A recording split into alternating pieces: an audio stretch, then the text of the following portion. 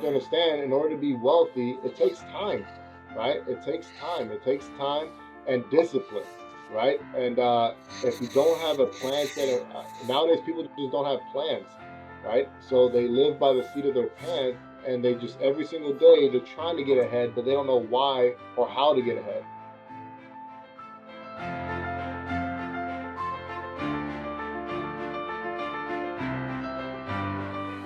Welcome to the Superhuman Life. I'm your host, Frank Rich, and this is the only podcast in the world dedicated to helping men break free from the shackles of addiction through the power of faith and fitness. It is our goal with every episode to help you take back control and rebuild your body, mind, and spirit. And we do so by bringing you real and raw conversations with people just like you, aiming to find their place in this world while dealing with the everyday struggles and battles that we all face.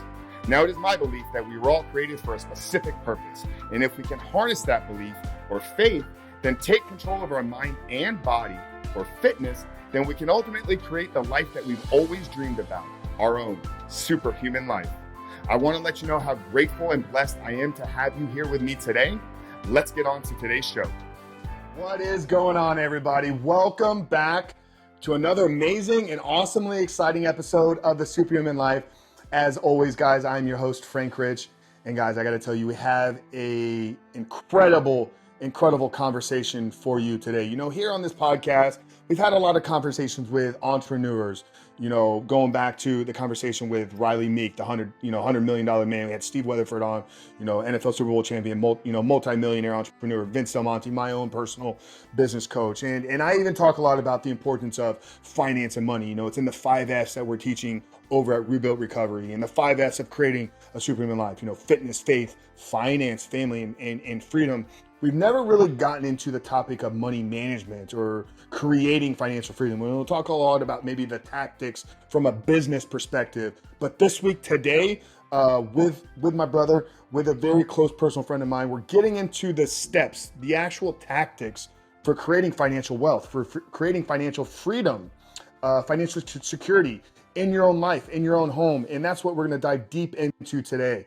So I'm just going to jump right in and introduce our guests, and we'll get right into today's conversation. Today, I'm speaking with a very close personal friend of mine, somebody that I see on a weekly basis. He's part of a workout group. And this conversation I've been meaning to have with him for a really long time. So I'm really excited to share this conversation with you. But I'm speaking with Eric Ortiz. Eric grew up here in Tampa, Florida, and played linebacker at Belhaven University, where he graduated with a degree in sports management. After attending Belhaven, where, like I said, he played linebacker on the Division I team there, he went on to play a couple years in the NFL, and he played with the New Orleans Saints, Minnesota Vikings. After suffering a couple injuries, he also took a stab at the AFL, the Arena Football League, where he played 4 years with the Tampa Bay Storm. Due to multiple injuries, he decided to walk away from football. And he's been in the financial services industry since 2005.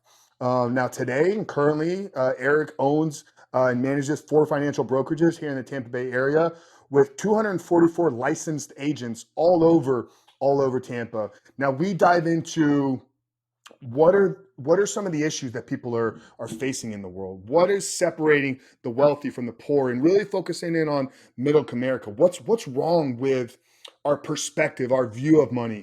We then break down and talk about the 4 pillars, the 4 basic financial pillars to creating financial wealth, to creating financial freedom in and of your own life. We address it from a biblical perspective. Eric, as a man of faith, a man of God himself, talks about, you know, how money, finance is talked about in the Bible. And we also address the topic of Bitcoin, one that, I've kind of been curious. Truthfully, I don't know a lot about the subject of Bitcoin. It was great to get somebody, you know, that's in the trenches to get his opinion on it. So jam-packed conversation, you know, come ready, pen, paper, ready to take some notes. But we're talking about, like I said, the 4 pillars to creating financial freedom in your life with Eric Ortiz. Hope you guys enjoy. Yeah, Eric, my brother, welcome to the Superhuman Life. Thanks, brother. Thanks for having me. Yeah, man, I'm really fired up today. It's a conversation I've really been looking forward to having for a while. You know, I think it's something, you know, we talk about making money, on the show a lot. We've interviewed a lot of successful entrepreneurs. I talk about the 5S of building a superhuman life and finance really being, right there in the dead middle. So I'm really excited to get in today and really talk about how people can create financial freedom and what to do with your money once you start making it. So as those are watching on YouTube can see, I took this conversation a little bit serious. I got dressed up for My today, man. rocking the Under Armour polo. So we're ready, man. I think where I want to start though, and this is a question that thousands of people are sitting on the edge of their seat to get the answer to this. So with you, Eric, you've been a professional athlete. You played a couple years in the NFL. You had a little stint here with the Tampa Bay Storm. Obviously playing linebacker in college. You've been around incredible athletes your entire life. My first question, Eric, is what is it like being teammates with Frank Rich, and what is your greatest memory of our championship winning softball season? Okay, man. Hey, that is a phenomenal question. I'm so glad you asked that. First of all, I believe being a teammate to the great Frank Rich was a blessing. He brought in the muscle, he brought in the fourth cleanup hitter position. And man, at first, the first season we played together, Frank, you remember that, man. Our team was great, but we could have some improvements, right? So during the off season, we recruited.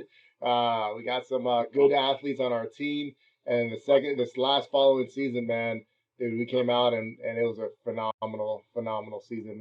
You had a couple home runs. I led off I was probably one of the biggest leadoff hitters out there. Uh, we ended up winning, man. We beat a team that they only lost 2 games in the regular season in 2 years or something like that, and those 2 games that they lost was to the Orange Squad, baby. So it was awesome. It was awesome. But even better, man. It was a great time to develop a relationship and to learn from what is it that you do and how you impact people all across the world, brother. Yeah, man. No, amazing. And yeah, that was a toss-up question there for you, and you hit that one out of the park. So I appreciate those kind of words, man. But just trying to make it a little bit funnier. It's not every day we get to interview, somebody that's it's a very close personal friend of mine. So for those of you guys who don't know, we're doing this recording virtually. But Eric is a very close friend. He's a brother of mine, somebody I get to see on a regular basis. So yeah, just a little fun way to kind of start today's conversation. But getting into this topic of money, creating financial freedom. One thing we always like to do with our guests is we'd like to provide a little bit of context. Who are we talking to? I could open up a financial book and do a podcast myself, sharing tips, sharing wisdom, but having somebody like yourself that's built successful company, successful brokerage, 4 brokerages here in the Tampa Bay area. I think you're overseeing, roughly 250 licensed agents. So you're somebody that's in the game. You're not just this kind of talking head. You're actually implementing some of the things that we're going to get into here today. But to kind of start today off here, why don't we share a little bit about how you got to where you are today? Like I mentioned briefly, you had a little bit of a stint in the NFL. So yeah, just without taking up the entire hour that we have here, introduce yourself a little bit to the audience, kind of let them know who Eric is and how he got into the financial services industry. Yeah, man. So growing up, I've always been. I grew up in a athletic home. I would say everyone was always outside playing. We really never had PlayStations or anything like that. It was always outside and very competitive atmosphere, which I believe led me to go play college and eventually play in the NFL and also the AFL. But afterwards, what I realized is I graduated or I finished football, retired at age 24 because I kept getting hurt, and it was just time, right? And I was an outside linebacker, and I was in search, man. Where most people, when they leave one career and go to another, they're just searching for something that fulfills them. And as I was searching, what I realized is that all my buddies who played football with me, who went to college with me, who went to high school with me, they were clueless as far as how to manage money, right? And it seemed like such a foreign language to them that when I approached them, I had to make it relatable to them. So storytelling was a huge thing for me, and when it comes to finance and storytelling, if you do that hand in hand, people understand the concept and realize that it's not as complicated as most people would think, right? And so I developed some sort of a love for that. And when I realized it wasn't just athletes and my friends in high school, friends in college that were hurting financially, it was a whole bunch of people in the Tampa Bay area that needed help. And it wasn't until last year that we expanded from Tampa Bay all over the United States because of COVID. People realized they couldn't leave their house, and so we stayed at home.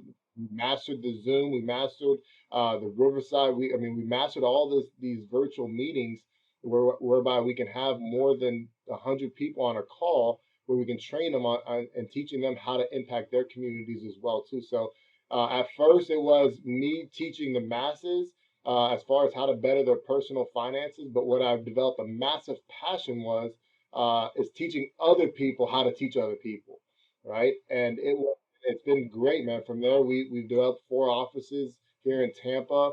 My parents are also in the financial business as well too. They've been in it for the last almost 30 years, so they basically just taught me everything I knew, along with my brother.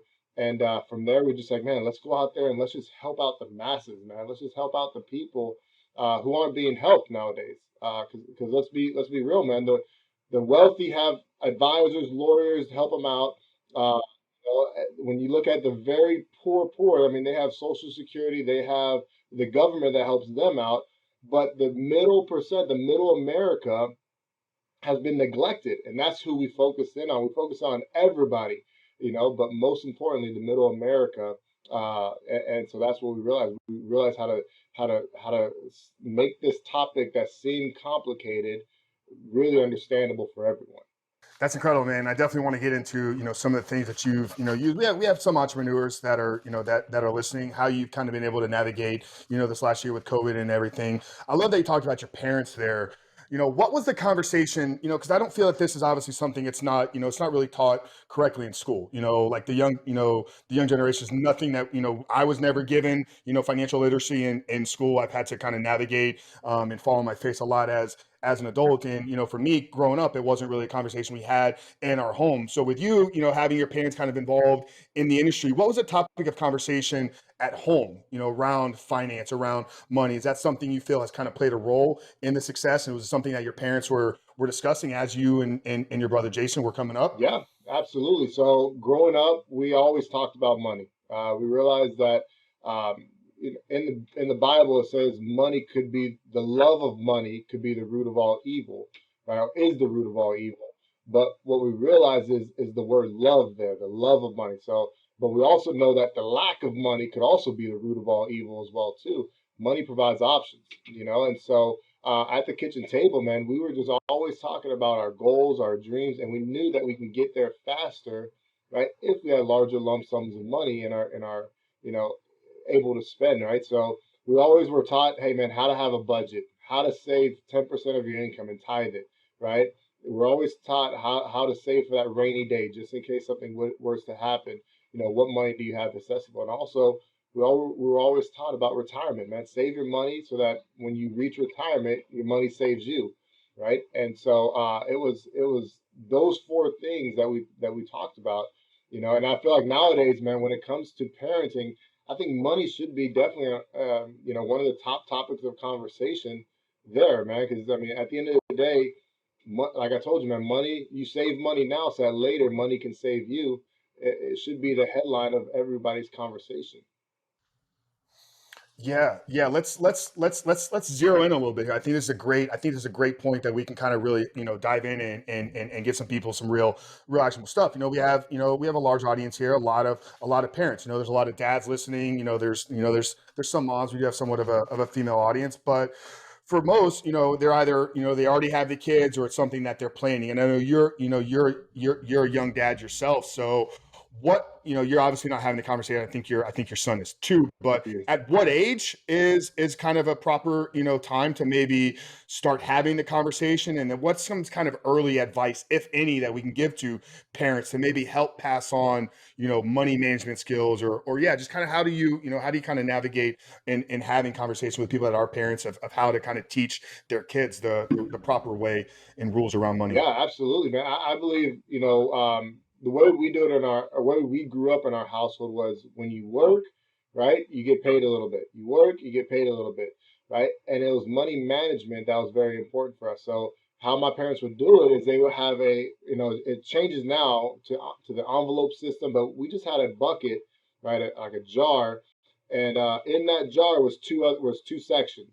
All right, it was a save section and a spend section, right? And so what we did is every time we got paid, you know, it wasn't much. It was probably like $1 or something for, you know, doing something around the house, vacuuming, right? And so they paid us $1 in quarters, and we were supposed to put 1 quarter on the save section and then 3 quarters, you know, on the spend section, you know. And as time goes on, you start seeing your savings jumping up, right? And sometimes when it's the visual learning, you see, oh man, well, let me put some of my spend money, right, that I wanted to spend. Let's just keep adding it towards my save money, right? And that's the message that we need to preach to our kids, is those simple little exercises, right? So that when they're older and they get a paycheck from work, their first paycheck, they already know, man, I don't have to go spend this on Jordans, or I don't have to go spend this on clothes that are going to wear out. I need to save some of this money for later down the road,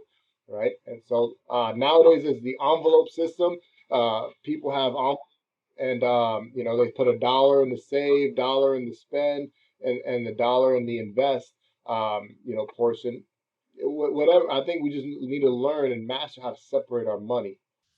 I love that. I love the visual component of it too. Like watching the savings side literally build and build and build. You know, you put the money into a bank account and then show the kid online, here's your savings account. But those are just numbers. It's like actually seeing as it's filling up. You know, one thing I've talked a lot about here is kind of, you know, my entrepreneurship kind of journey started all the way back when I was a kid, you know, 10, 11, 12 years old, pushing a lawnmower around the neighborhood just so I could make some money so I could then go out and spend it. You know, so for me, money has always been make money, spend money, make money, spend money, make money, spend money. I didn't have anybody showing me these early lessons on, but I could really see how impactful that could be for a young kid, like literally the visual side. So I hope everybody, you know, really got the takeaway there. That's incredibly powerful. And then you're teaching budgeting, you're teaching like how to live off of, you know, less than what you make. Yeah, yeah. It's crazy Real powerful tool there. on the budgeting side, which is very important, man, is when people think of budgeting, Frank, they think of, dang man, I can't spend money now, man. I can't spend money. I gotta live below my, which is true, which is essentially true. But budgeting is only just telling your dollar, is giving your dollar a name, right? So if you make 100 for every $100, right? I'm gonna take $23 and save it. I'm gonna take $4 and I'm gonna make sure that's around for my electricity bill. I'm gonna have this, you know, $17 for my retirement investments, right? And just making sure every dollar has a name, right? And even so, at the end of the day, the main purpose of a budget is to zero out, right? To make sure that at the end of the month that you have zero left over, because some of it is left over for savings. You know, some of it is for you know, daily use. Some of it's for groceries, you know, and by doing it that way and budgeting every week rather than every month, you're gonna have a better turnout, you know. And so that helped me out personally, and that's helping out our clients as well too. Yeah, and it's the act of assigning something to There you every dollar. I mean, that's really what the go. budgeting is about. I know for me there was this misperception of like budgeting is for poor people. Like if you're doing well, you don't need to worry about a budget because you got plenty of money. But if you got a bunch of plenty, you know, you got a bunch of money, but it doesn't have a place that it's going, then the chances of you mismanaging it or in the chances of it, you know, maybe not disappearing, but you're just not in control of it. Yeah, So and you think about it, I love that. Frank. It's something I'm You think about it too. There's a whole bunch of. I mean, if you look at any massive corporation out there, let's just say Google. There is a chief officer, chief financial officer that's only in charge of budgeting, right? And so if they have somebody who's in charge of just budgeting, why not? We should have control of that area in our life and our finances as well too, right? I mean, they have a chief officer, like the main guy, not the CEO, the CFO, that his or her job is only to visualize the budget. All right. So if we yeah. know how important a budget is, man, we should incorporate that in our daily exercises as well too. Yeah, that's great. The examples are always there. At the beginning here, you talked about, the wealthy, like they're doing okay. They had their financial coaches. The poor, the not so well off, they get the government assistance, and hopefully those people can get some other help. But you guys kind of this middle America. That's kind of been your focus with who you service and who you try to lift up. What are some of the biggest challenges, that middle America is facing when in terms of money, whether it's the managing side of things, whether it's making more, just yeah, where do people in that kind of middle area, like what are the biggest problems that they're facing? Honestly, Frank, it's pride, man. It's pride. People are just like, man, listen, I can do this myself. I can do this. I can figure this out myself. Instead of going out and getting a coach, man, getting a financial coach that can tell you, listen, this is your budget, right? This is how much you make. This is how much you should be saving. Here's a plan for you to reach retirement freedom, reach financial peace, right? And that's what's hurting middle America nowadays is that they feel like a full day of work, they can work all hours, they think they're Superman, they can work all hours, come home and actually have a sound mind to orchestrate a plan to reach financial independence, right? They need to hire somebody, man. They need to sit down with somebody or learn it, right? And get licensed and learn it themselves, right? And that's what we realize nowadays is that, man, people are just a lot of people are just prideful. They just don't want to say that they need help in this area, right? And if they just reach out and say, listen, can you help me? Can you help me with my finances? Can you make sure and teach me on how my financial plan should look like? Man, I'm telling you, middle America would be thriving. There would be, you know, we would be thriving significantly if people just said, listen, help me and teach me on this plan. Definitely not the answer I thought I was going to get, but when I think about it, I guess that's probably what holds most people back in most areas of their life. Not losing weight, it's their pride of not willing to hire somebody, struggling with pornography, the pride of like not being able to talk about it. So yeah, it's so human nature to allow our pride and ego to drive here. You threw this word out, financial independence. I said financial freedom here at the beginning. Can we define that? Like, what is financial independence? What does financial freedom mean? Is it an individualized thing? Is there kind of a generalized definition of what it means? Yeah, so I think everyone has their own definition of financial independence. For me, is doing what I want when I want with whoever I want, however I want, right? I don't want someone telling me what I should be doing because of my savings or because of my income, right? I want to have total freedom of time and freedom of money, and that's how I would describe financial independence. Now, there are other people out there who would describe it as I just want to pay off my house, right? I just want to have my student loans paid off, and I'll be considered financially free, right? But for me, I want to make sure that I have total, complete control on my life, man. Whereby if we're looking at, traveling the world for 6 months, then we can do that. If we're looking at, paying off our house lump sum, we can do that. If we're looking at, sending our son to whatever college that he wants to go to without getting into a bunch of student loans, then we could do that as well too. It's just total freedom of money, or total freedom of time, and freedom of choices as well too, brother. That's how I would describe, financial independence for me.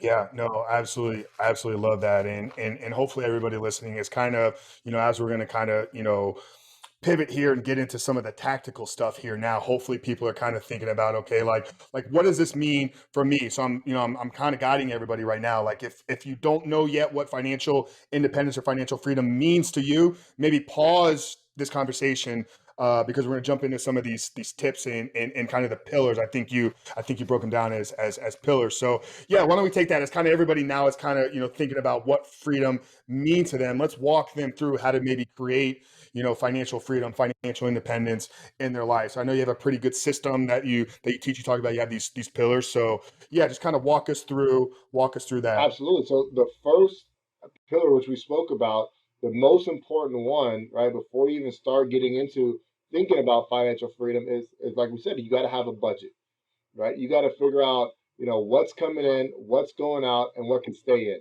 All right. And it's just you putting down all your monthly expenses, right, on a sheet of paper and figure out when does this money come out of my account, on what day, what's the amount, right? And then also how much do you make on a monthly basis, and figure out, man, I gotta make sure everything is in line. And when you have a plan and you do it that way, you're gonna realize that a lot of money goes to Wawa, it goes to McDonald's, right? It goes to eating out. It goes to unnecessary expenses that you can save just by staying at home, cooking your own meals, right? Making your own coffee, and you can save literally hundreds of dollars just by doing that, right? So having a budget, and my wife and I did our budget before, like right when we got into this business, right when we got into this industry, we realized that, man, we were eating out a lot. Right? We realized that we were eating our retirement away, right? We were eating out a lot, and we were shopping a lot as well. So when we gave ourselves, because we weren't disciplined at that time, Frank, we gave ourselves an allowance. We said, listen, this month or this week we can only spend $20, right? $20. So when you give yourself an allowance, then you start thinking, man, do I really want to eat out, or do I want to just cook meals at the house, right? And not waste my money, right? And by doing those simple tasks, by doing an allowance for yourself, by putting a budget together, you're going to master the first pillar of having a budget.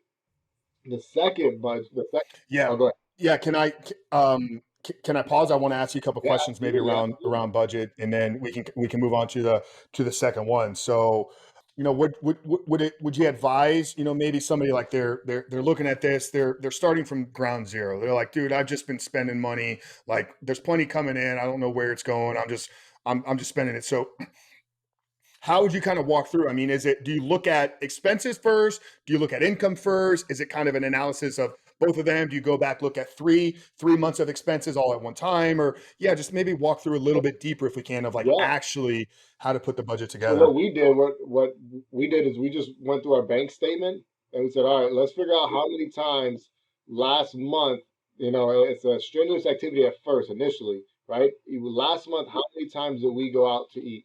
All right, sometimes banks can already have that put aside as far as your allotment, right? But I would go in there and literally print out your last month's statement and highlight on the statement how many times did you go out to eat, right? And with another highlighter, right, I would say, okay, how many times, same, I mean, different color, how many times did I go out shopping, right? And add all those numbers together, and you're gonna realize either A, I didn't eat out that much, or B, I'm eating out way too much, right?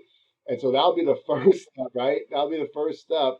And then you figure out, okay, what days are my bills coming out? What day is my electricity coming out? What day is my rent coming out? What day is this coming out? What day is that coming out? Right? And you just mark down the dates, right? And then how many times do I get paid do I get paid weekly, or do I get paid bi-weekly, or do I get paid one lump sum a month, right? And from that, you just start deducting, right? Start deducting. And we have a nice little spreadsheet. I mean, I can send that to you, Frank, so you can give to your listeners out there that helps out, that breaks every week down, and it helps you out as far as tracking purposes. And it's just temporary, man. It's like it's gonna hurt initially, just like going to the gym. If you haven't been to the gym in a while, the first day it hurts, man. It hurts so bad. It hurts the next day, the following day, the next week, right? But once you develop a pattern, and it becomes a habit, then you're winning, right? Then you're on track, right? So anything you start is gonna hurt at first, right? And so that would be my first point of Yeah, it's developing the discipline, putting in the time, putting in the effort, putting in the reps, and over time it gets better. One more question here on budget. We have a lot of maybe up and coming entrepreneurs, and as an entrepreneur, business owner yourself, like in those early years, like income can be somewhat it's not the most stable thing. So how do you maybe advise building a budget around somebody that's got a fluctuating income? Maybe they're a commission based salesperson, so they're not having like it's not 5 grand every month is guaranteed. They're making enough to cover their bills, but it is on this fluctuating scale. Any advice to the up and coming entrepreneur, somebody that's maybe got a little flexible income, how to maybe stick to their budget? So what I would do is I'll do a 3 month average, right? What was the last 3 months of your income, right? And then average it out, and that's what I would include as far as your monthly income, right? That's what I would do, a 3 month average. Now, if it's a business just coming off the ground, I'll figure out, okay, how much money do I have to make, right? How much I need to make 6 grand to make sure all my bills are paid off. I need to make sure, right? And so if it's a brand new business coming off, if you don't have a 3 month track record, I would say, all right, how much money do I have to make this month to make my bills, to make sure I have savings, bills, so on and so forth, right? And use that as motivation to say, all right, man, now this month I got to make 7 grand, right, so that I can save 1,000, right? And so that's how I would do with if a brand new person, figure out, or if 6 months haven't had really too much growth during those times, well, figure out a number that's your bottom line and exceed it by 1,000, right? And now, if you have a business and you've had ups and downs, then what's your 3 month average? Put that down and exceed it by 1,000. Got it. And then just make sure your minimums are being covered, and maybe anything that's coming in extra will fall into one of these other categories that we're going to get to. So first pillar here for creating financial freedom is building, developing, and sticking to your budget. So what's the next step? What's the next pillar to create that financial Yep. independence? Second pillar is you got to start investing, right? You got to start saving your money, right? Now you got to start saving the right way, not just in the bank, right? You got to go elsewhere, find investment accounts that are growing, that have good interest working with you. And so I would develop a certain amount of accounts out there. I wouldn't just develop in a retirement account. I would also develop an emergency account. We also have, education fund accounts, right? So that when my son goes to college, I'm not pulling out of my retirement. It's not affecting my retirement at all. He has an account set aside just for him as well too. Also, I set up a vacation fund account, right? Because nowadays people go on vacation, they come back with a whole bunch of debt, right? That just takes away all the memories of their awesome vacation because they're always paying back their vacation expenses with interest, right? So I set aside an account just for vacations. And you have to vacation, man. You got to get your mind right. You have to leave, right? But you have to leave cash only, right? Hey, I'm taking cash on this trip, and this is what we're spending for this trip, right? And so What's your take on tax returns for vacation? I feel a lot of people use their tax return as their kind of a vacation fund. What's just your personal take on something like So that? tax return is just meaning that you overpaid on your taxes, right? That's just the IRS saying, "Hey, man, and, we took out X amount of money. Here's X amount back," right? And so I always say, man, if they give you money back, invest it, man. Put it into an emergency fund. Put it into a money market fund. Something that that if your AC breaks down, if your car, you need a new car, you need new furniture around the house, that you could take out of that money, to pay for that. Instead of using that blessing to fund something that doesn't provide a return, use that blessing for something that if you need it down the road, hey, you have it there, right? And so you have to invest your money, man. And they say, I mean, it's biblical, man. If you got to make sure that your money is growing, right? That you're investing somewhere that your money is growing. That it's not just sitting under the mattress. That's not sitting just in the bank, right? And if it's for long-term use, man, definitely put it somewhere that's going to provide you a significant return as well. I know, I've gone through Dave Ramsey's. I'm sure a lot of people are familiar with FPU, Financial Peace University. Um, he talks about your 1,000 emergency fund, then building I think it's a 6 month security blanket. You mentioned something here a little bit, but do you advise prior to investing, like getting a certain amount stored away, or immediately once you got the budget, are you then going straight into investing and just building your investing into your budget? The way that we do it, so I'm just going to show you how Bryn and I do our portfolio, right? We make sure that, just like Dave Ramsey says, that we have that money set aside, right?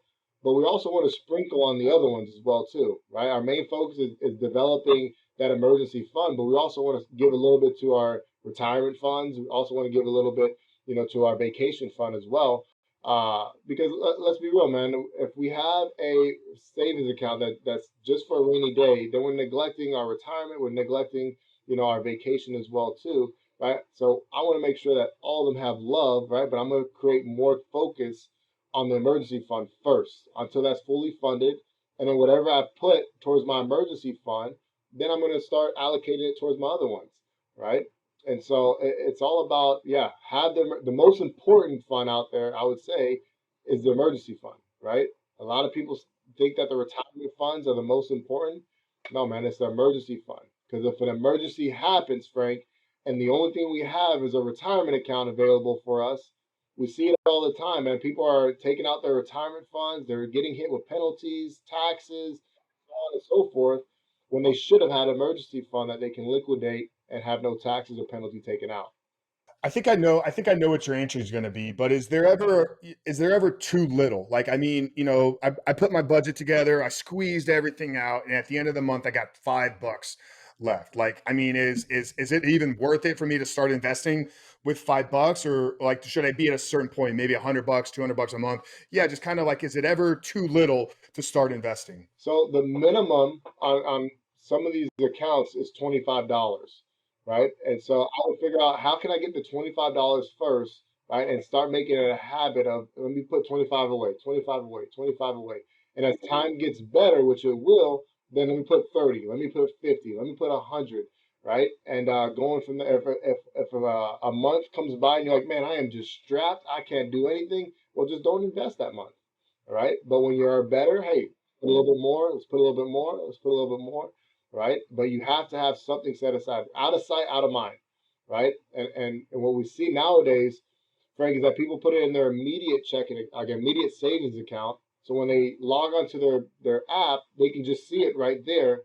But first of all, two things wrong with it. They see it right there, so it's easy for them to transfer it over. If they really want those shoes or those earrings or something, they can just transfer it over, and there goes their emergency fund. And then the second reason that's wrong is that there's no interest on that money, right? And so it's not growing at all.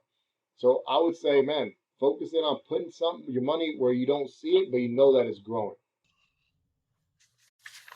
Yeah, and should they hire like right out of the gate somebody, maybe look at like getting a TD Ameritrade account on their own, or what's the best way to go about just like minimum amounts, Yeah. like No, hire somebody. Yeah, hire somebody who can help you out, who's licensed, who has. And my number one question I always tell people is when you're hiring somebody, you got to ask them point blank, man, what do you have? I want exactly what you have. What do you have in place, right? And don't put me somewhere that you don't know what money's doing. Put me in an account that you have as well too, right? Or a strategy that you have as well too, right? There's a lot of people out there who know everything about everything, but they don't have the license to do it, right? So it's like going to a gym, right, and looking for your personal trainer, and you go to the most out of shape person there and asking them and they're telling you what you should do with your strategy, your techniques. You're not going to listen to them just because of the way they look, right? The way that you just know they really don't know what they're doing, right? But you're going to go talk to if somebody came up to you shredded, right, just big, just knows what he's doing. Turns out you're going to listen to that person more than the other person. All right. And the same thing comes to finances, man. You're going to talk to, if you're going to talk to me about finances, show me what you got, man. Put me where you are investing your money, right? So that's the number one thing. And it doesn't matter where you are. It doesn't matter if you have, $25 to your name or $250 million to your name. Treat me the same way that you're going to treat the $250 client as well too. yeah, I love that. And just like, yeah, just like I said at the beginning, one of the reasons I wanted to get you on to have this conversation is because you are in the trenches day in and day out. You're still doing this, both in your own family and building all your brokerages. So, all right, so we got build a budget, stick to your budget, start investing.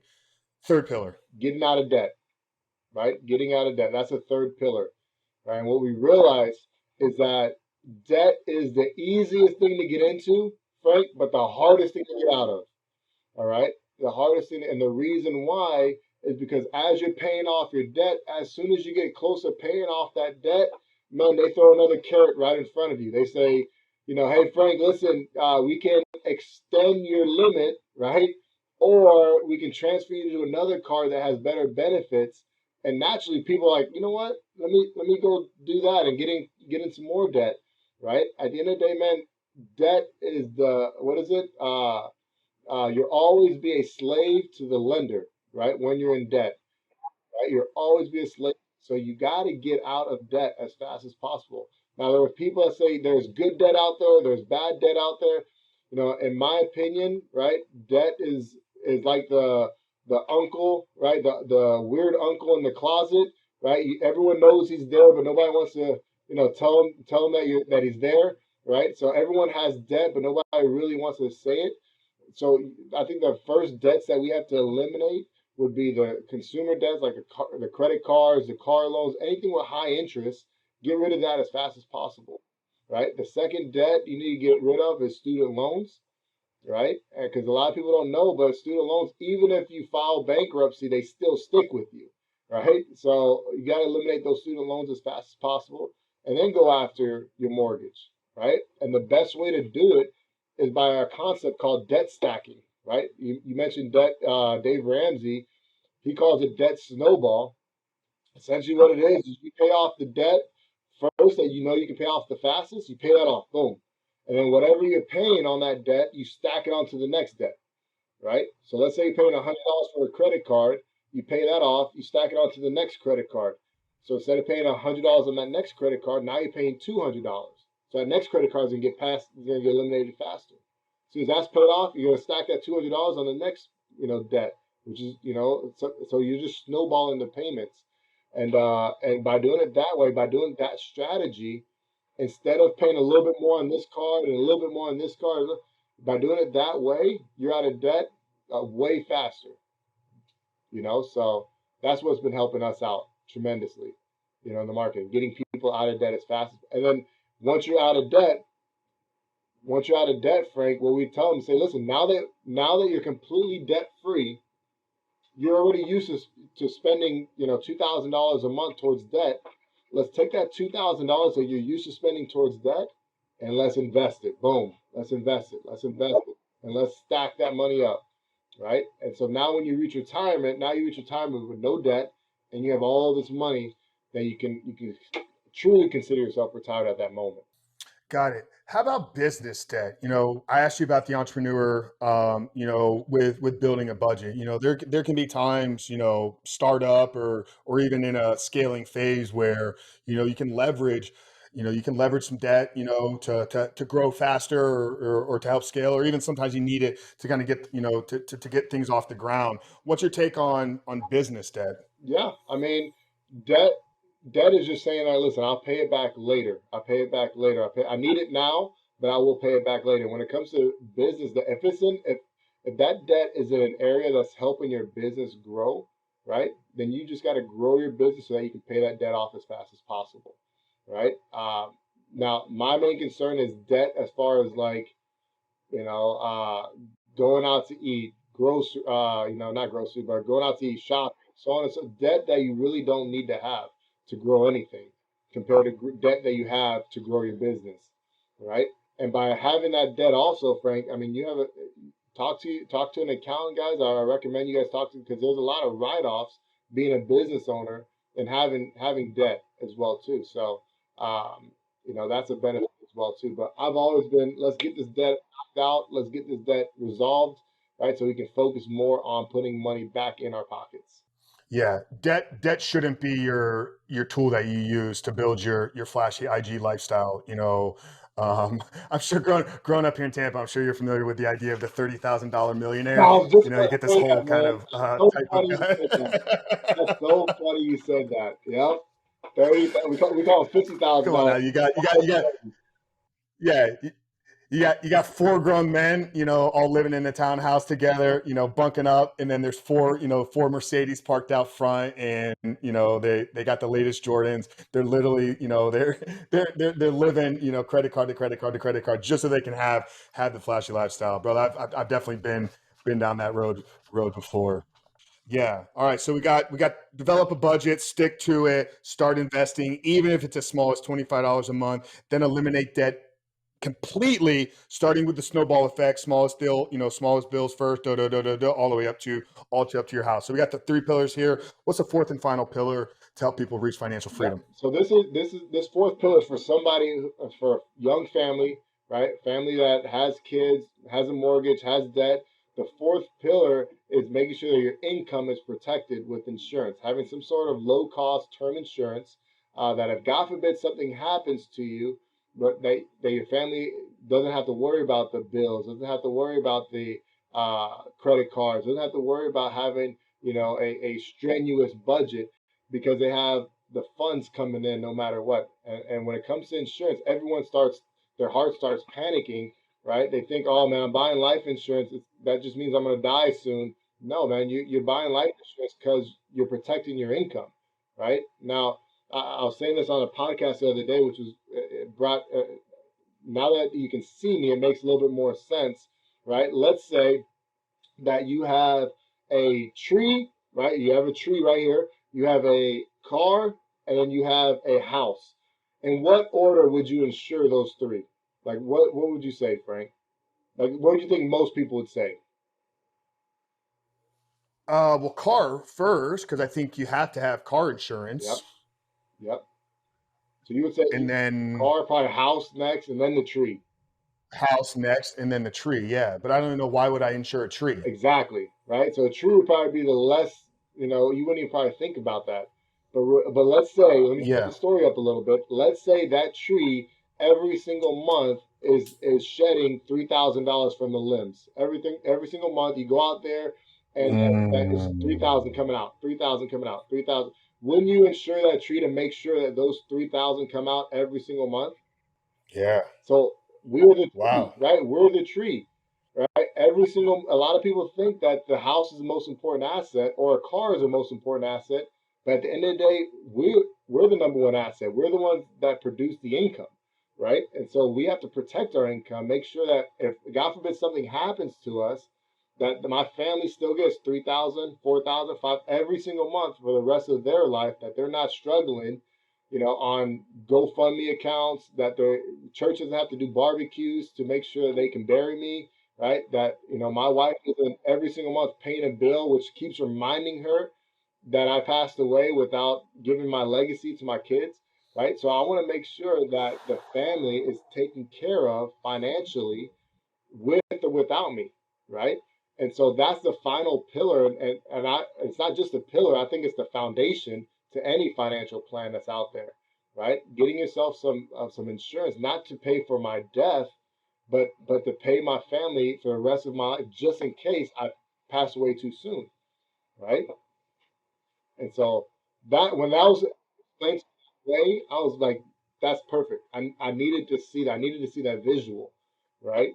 And that's what made sense to me. Yeah, no, that last piece there that you just shared, like just hit home. I shared I was interviewed a couple weeks back on Men of Iron with Chad Zook. And we were talking about finding your purpose, and he's asking me advice like how can guys doing well, he's got the corner office, he's making 150K a year, yet he still finds like something's missing in his life. He's like, what type of advice do you have to that guy? And I was like, go to the end of your life. Like, think about the conversations that people are having at your funeral. Like, what do you want people to be remembered? What do you want people to remember you by? And what you just said there is like, you don't want people to remember you when you're gone because your debt is still existing. Like, that's the last possible thing you want somebody to talk about when you're completely gone. That piece right there just hit home. So you said there it was, for the married couple, maybe starting a family. Like, should single guys, look at income protection, or if not, what's the step for the guy there that's maybe not in that position with a family yet, if he's gone all three already. Yeah, I believe that somebody who doesn't have kids, doesn't really have the family right now.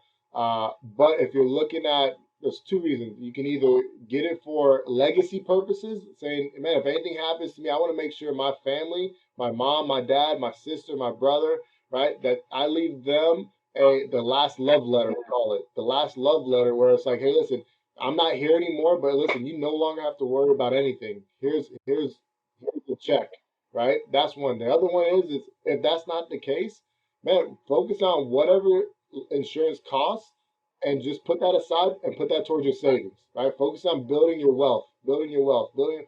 And when you have the mortgage and you have the marriage and you have the cars and you need to make sure you protect your asset and the kids, then at that time you can say, listen, I can pull some of this money out that I've saved during my accumulation phase, and I can start paying annually for my policy because I have money set aside there for that.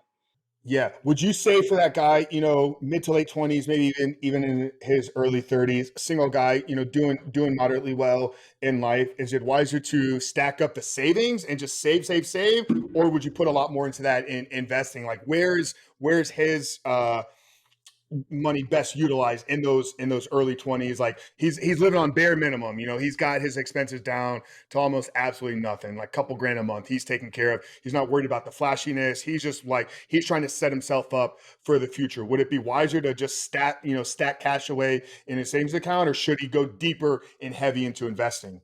I think he should have 3 months of expenses set aside in his immediate saving, right? And the rest of it, man, stack that thing away in investments. Stack that thing away in, right? Treat it like, No point to just stack up cash in a bank account so you can tell people, oh, I got a couple 100,000 in my no, bank account or I whatever. wouldn't. I don't think that's Yeah, why. I mean, it's not growing. It's not doing anything. It's just, it's not doing yeah, anything for you you. have a Ferrari that's just sitting in your driveway without the keys, right? I would say put it away, out of sight, out of mind. Treat it like a bill, and challenge yourself to a number. Whether it be 100,000, 200,000, 300,000, right? And by having a goal in mind, you'll see, man. Okay, now I'm living on $2,000 a month. Let me set aside 3, 4, 5, 6,000, because my end goal is to have 250,000 saved up in my accounts, right? And so that when you are married, when you do have kids, I think how awesome would it be to say, listen, let me take some of this money out and pay cash for my home. I'm 35 years old, 36 years old. I'm 40 something years old. Let me pay cash for this house, right? Yeah. Boom, pay cash, and now you have a home, you have equity, right? Now you can start putting aside more money because now you're not putting it towards the mortgage, right? I thought that was just such a cool concept to say, right? To say, man, I'm gonna pay cash for my home, because I've stayed disciplined for 10 years, 15 years, whatever it may be, right? And now I have an end result. I've reached my goal, and now I can have assets now. Yeah, the biggest takeaway and consistent theme here is it's planning and understanding that it's a long game. This is not a overnight. This is not what we're providing here is not the get rich overnight solution. This comes down to having a bigger picture for your life, understanding that it's going to take time, but it's that consistently compounding over time. I mean, truthfully, Eric, like this almost sounds too easy. We talked about the kids. Like I really feel like you could give these four pillars to a 10-year-old and he would understand it. So what's making it so complicated? Like why are so many people having issues with reaching financial freedom? Like it seems like such a simple blueprint. What's been your experience with what's causing people to struggle with this so You much? know, I heard a quote the other day from Warren Buffett, and he said the problem isn't that people.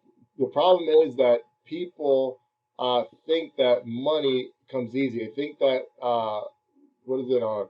Everyone wants to have money overnight or wants to have quick money, right? Instead of having long-term money, right? And I think people just want to get that rich quick system. They want to get fast, quick, instead of getting rich slow. All right. And nowadays, people have to understand in order to be wealthy, it takes time, right? It takes time. It takes time and discipline, right? And if you don't have a plan set, nowadays people just don't have plans, right? So they live by the seat of their pants, and they just every single day they're trying to get ahead, but they don't know why or how to get ahead, right? So it is simple, man. Finances is so simple, and that's the reason why I became so passionate about it, because for the first time ever, it was something that I could understand and I could teach somebody else to teach somebody else, right? And it just if you just follow those four pillars, you're going to reach financial independence, right? It may take 10 years, it may take 20 years, 30 years, 40 years, but at the end of the day, you're going to look back and say, man, I've stayed disciplined on these four pillars,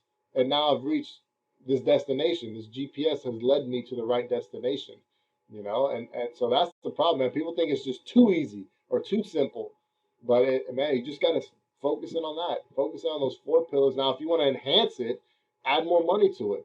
If you want to get out of debt quicker, so that eliminates one of the pillars, and now you're investing more money towards that long term growth. What about Bitcoin? Bitcoin seems like it's a pretty easy way to make money nowadays. I mean, everybody's kind of, I see it posting all the time. Like, yeah, I made, $1 million last night because the Bitcoin went up, 20%. Like what's your, I know we got to kind of be careful here with advice and maybe discussing things. And if I asked an improper question, let me know. But No, we're good, man. can you speak to Bitcoin at all? Like, what's your, your personal or professional kind of take on it? Because it can be very Volatile. easy maybe to kind of, well, it's volatile, the fact of it is, but it can be very easy for people to get sucked into the attractiveness because you got these kind of Bitcoin millionaires, 22-year-old kid, he's doing whatever, like that can be very easy for somebody to fall victim to. So yeah, just speak to Bitcoin if you can Yeah, for a minute. I've never been.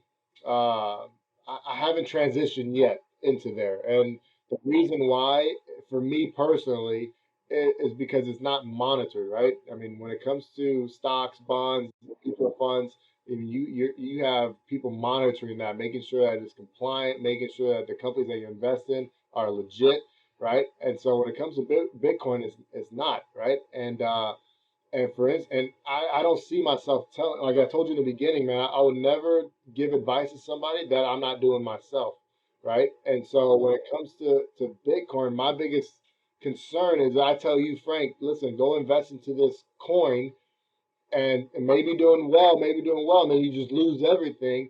You're not going to look at me. You're not going to come talk to me when things are going great. You're going to come talk to me when things are going bad. And if I don't have an answer to that question, it doesn't make sense to do it. So I've never ever, recommended Bitcoin to anybody. I don't understand it honestly, man. I've been trying to learn it. People have been trying to teach it to me. I still can't understand it. And as you can tell, man, if it's not simple, if it's not understandable for me, I just don't pursue it, right? And so once it's simple and understandable, I may, go get into it. But as of right now, I just don't see it, man. I want to make sure that I'm a product of history, right? History tells us that if you stay consistent in saving your money in these vehicles, right, whether it be mutual funds, stocks, bonds, not giving advice to anybody, but if you stay consistent in those vehicles, then eventually down the road you will win, right? So that's how I go about the Bitcoin conversation. Yeah, no, I love that. No, I appreciate you, speaking openly there about that. Um, what's been the biggest advice you've been giving to people here in the last, 12, 14, 15 months now? Like, world got kind of flipped up, on its side last year, this whole pandemic, global shutdown, economy was all over the place. They're just printing money, giving it away to people. Nobody's having to go to work. You're literally getting money just kind of showing up at your door. Like, how have you kind of been, maybe coaching, your staff and the people that work underneath you, and then the people that you help, manage their money. Like what type of advice have you been sharing with people in the last year or so with what's going on in the Yeah, world? man. So the first one, I'll start talking about the clients. We educate our clients now because of COVID. Now people understand the need of an emergency fund, right? They understand the need of a rainy day fund. They understand that their job isn't guaranteed. That they need to make sure they have money set aside. That if anything happens to their job, so they can still pay bills. They can still live in their house. They can still survive. So they've realized, man, I got to start saving money and saving money quick for this emergency fund, right? Also, for people for our teammates here at the office, we've just been like, listen, you got to get fully licensed in this business. You got to not only have your insurance license, but you also got to get your investment license. There's so many people out there who we can bless with this information, right? So we got to make sure that you are credible and also that you're legit, that you're licensed to do this, right? So we've been talking about licensing so much to make sure we have an army of people doing the right thing in our community, helping people with their finances, so on and so forth. But and also to all my entrepreneurs out there, we've been educating them as far as having multiple streams of income, right? Having multiple streams of income, that you're not just relying on one stream of income, that you have multiple sources of income coming in. Because if one faucet gets closed, we need to make sure that there's still a flow coming in to survive, right? And so uh, those are the three ways we've been talking to people as far as our clients, our teammates, and fellow entrepreneurs out there. as well too, brother. COVID it was crazy, man. But I think and I hope I'm not stepping on any toes on this, but it was something that our nation needed to have so that we can see, right? So that we can see how we can prevent this from happening financially again, right? That nobody can go through a struggle unprepared again. That they know now, man. Let's have money saved aside. Let's make sure that we have multiple streams of income, and let's make sure that we have the licenses set in place so we can help out the masses if this pandemic ever happens again. Yeah, no, that's great. Um, yeah, Eric, I want to bring it home. I want to be respectful to, to your time and obviously all the listeners. I mean, we always appreciate everybody, sticking with us for these hour-long episodes. We know it's a lot of your time, and hopefully, hopefully this conversation was valuable to people. Um, last bit of advice here, whether it's on the pillars or anything we didn't get to, quick 60 seconds. And then I'll, couple, last minute questions here, but any last, words of advice for people out there, doesn't matter where they are, just to kind of, to get the ball rolling here. Yeah, yeah. I would listen, guys. Finances, it can be complicated, right? But if you simplify it and you just follow those four pillars that I taught you today, I'm telling you, man. And if you look at just 90 days from now, if you just following these pillars, you're going to see a dramatic difference in your financial structure, right? You just got to follow those four things and don't overcomplicate it. Just stick with those four pillars, man. Stick with those four pillars. And I'm going to send Frank some information as well, too, that if y'all have any questions whatsoever, have Frank email it to you. Have Frank, contact Frank for the budget worksheet. And you can Google how to do a budget, how to let me get a budget worksheet, right? And just have a worksheet in place so that you can free up money, so you can pay off your debts, you can start investing, and also make sure that later down the road, if when you're ready, get some low cost term insurance for sure.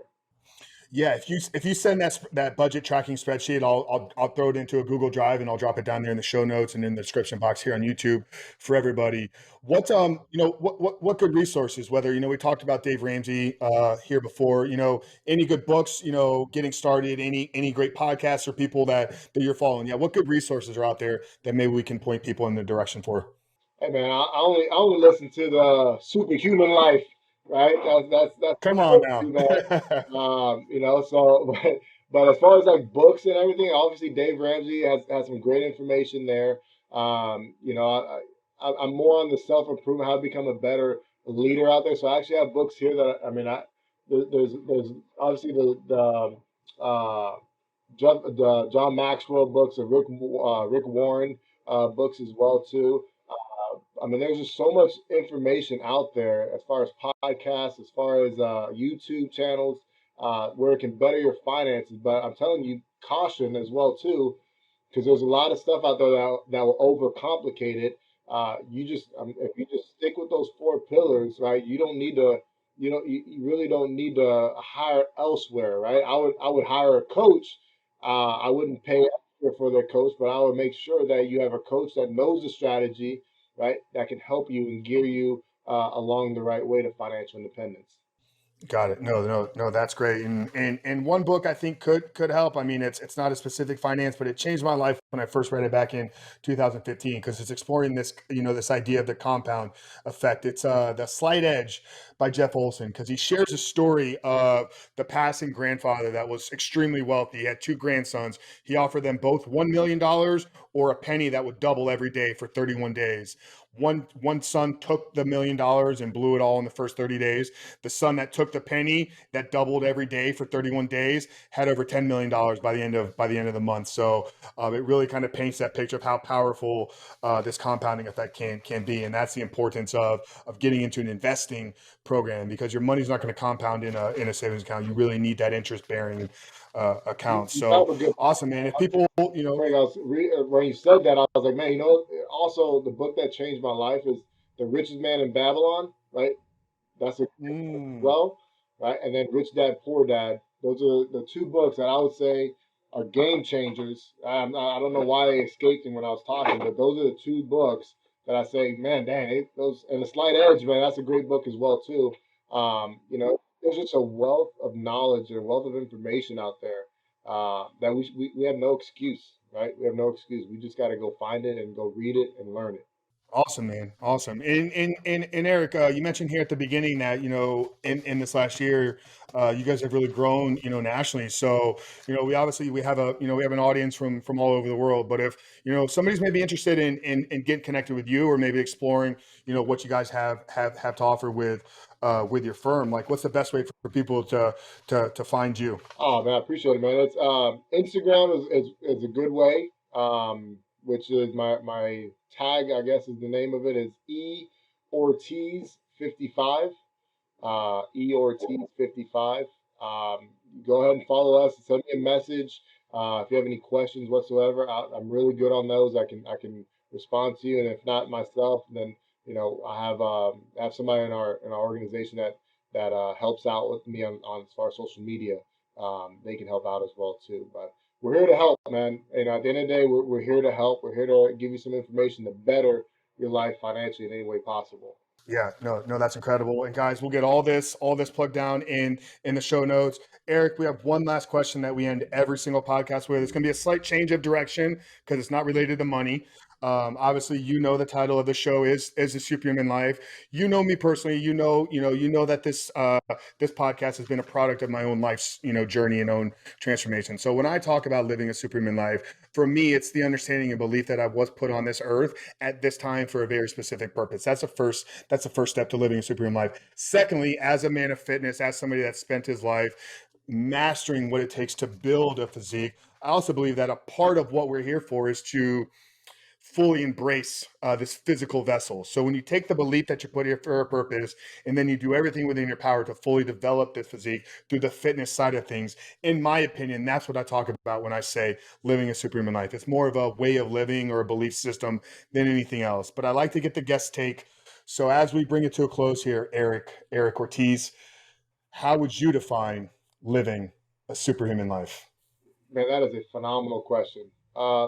I think I always reverted back to success, right? I mean, there's a saying out there. My dad always told me, listen, the definition of success is not you being successful, is you teaching other people how to become successful, and in turn, you will be successful, right? And so living a human life is not me being successful in everything that I do, but me teaching other people how to be successful in my definition of success, right? And so that is a phenomenal question, man. I love that question. I'm gonna keep asking people that too, man. I mean, for me, it's just teaching other people how to become successful, right? So that they can teach other people, and the train keeps going on and on and on. Brother, I absolutely love that, and that it's obviously resonating with everything that we're doing here with this show. I mean, this is it's a free podcast. There's no charge to subscribe or listen. We're not running ads to it.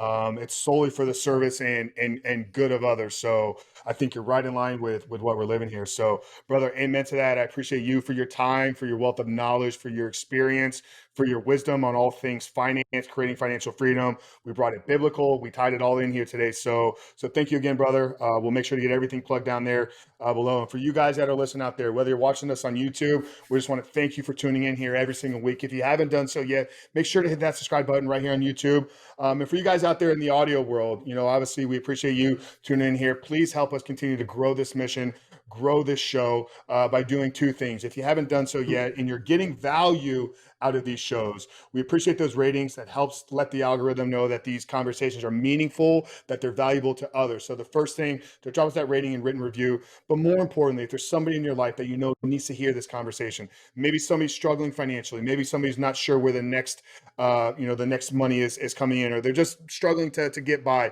share this conversation with them. But for Eric Ortiz, Frank Rich, Superhuman Life, we love you guys, and we'll see you next week.